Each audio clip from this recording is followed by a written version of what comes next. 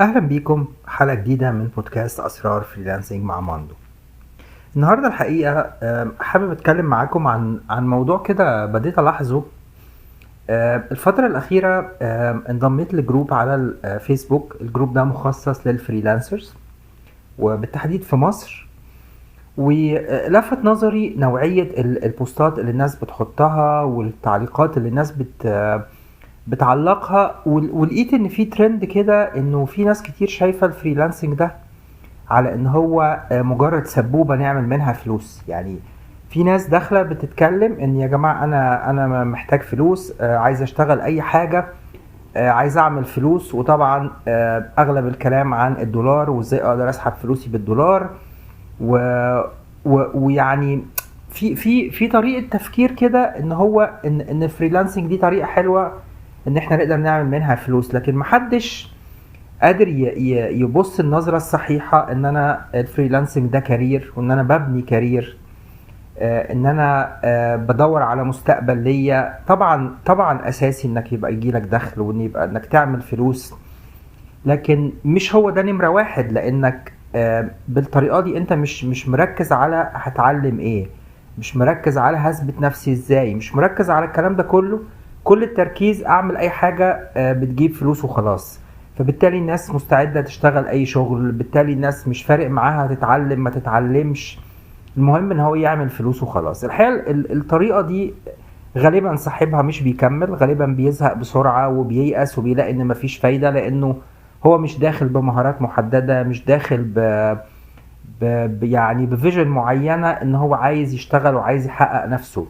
كمان في الاغلب اللي بيبقى كل همه الفلوس بيقع فريسة للناس اللي هي بتستغل الفريلانسرز الجداد وبيحاولوا يضحكوا عليهم. على سبيل المثال في ناس بتقول ان انا في واحد بعت لي وقال لي ده انا هشغلك معانا وشركتنا شركة كبيرة جدا وهتعمل فلوس كتير جدا، بس حول لي الاول مبلغ فلوس علشان تشترك معانا. طبعا يعني مش محتاجين نقول، بس مفيش حاجة في الفريلانسنج اسمها ادفع لي فلوس عشان اشغلك. اي حد بيقول لك ادفع لي فلوس اعرف على طول ان ده بينصب عليك. الطبيعي في الفريلانسنج ان انت بتقدم وقتك، بتقدم خبرتك، بتقدم السكيل بتاعتك في مقابل فلوس. فالشيء المنطقي ان انت بتشتغل وبتاخد فلوس، مش بتدفع فلوس عشان تشتغل. فبالتالي كل الطريقة دي، يعني كل الطرق اللي زي كده دي بتبقى حاجات نصب. كمان ناس كتير قوي بتدخل في قصص زي التسويق الشبكي او الهرمي، اللي هو مجرد ان انت كل هدفك انك بتجيب ناس لمنتج، غالبا بيبقى منتج وهمي، وكل واحد يحاول يجيب ناس عشان ياخد عمولة اكتر.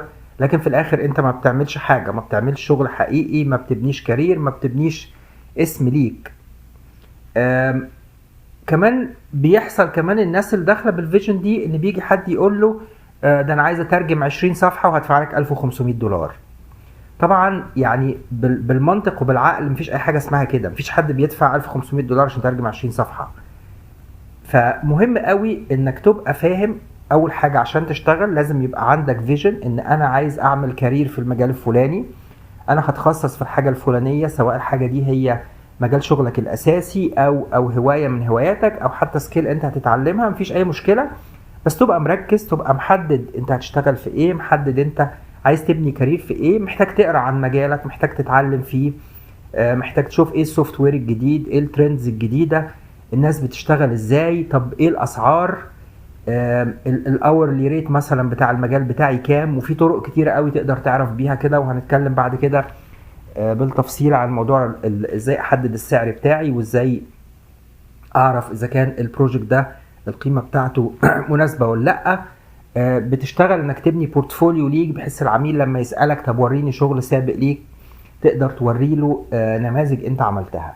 مهم قوي فكرة المنتاليتي او الطريقة اللي انت بتفكر فيها في الفريلانسنج، لان هي دي الاساس اذا كنت هتنجح وتكمل ولا هتقعد تعافر شوية مع الموضوع وتزهق وتسيبه. اتمنى يبقى الفكرة دي مفيدة، واتمنى ان الناس اللي لسه بتبتدي تحط ده في بالها. انا ببني كارير، انا بعمل حاجة للمستقبل، مش مجرد ان انا عايز اعمل فلوس وخلاص بطريقة سهلة بطريقة سريعة بدون ما اقدم اي فاليو او اي فايدة. يا ترى لو متفقين معايا قولوا لي في الكومنتات لو حد ليه رأي مختلف وشايف انه لا مش لازم يبقى كده.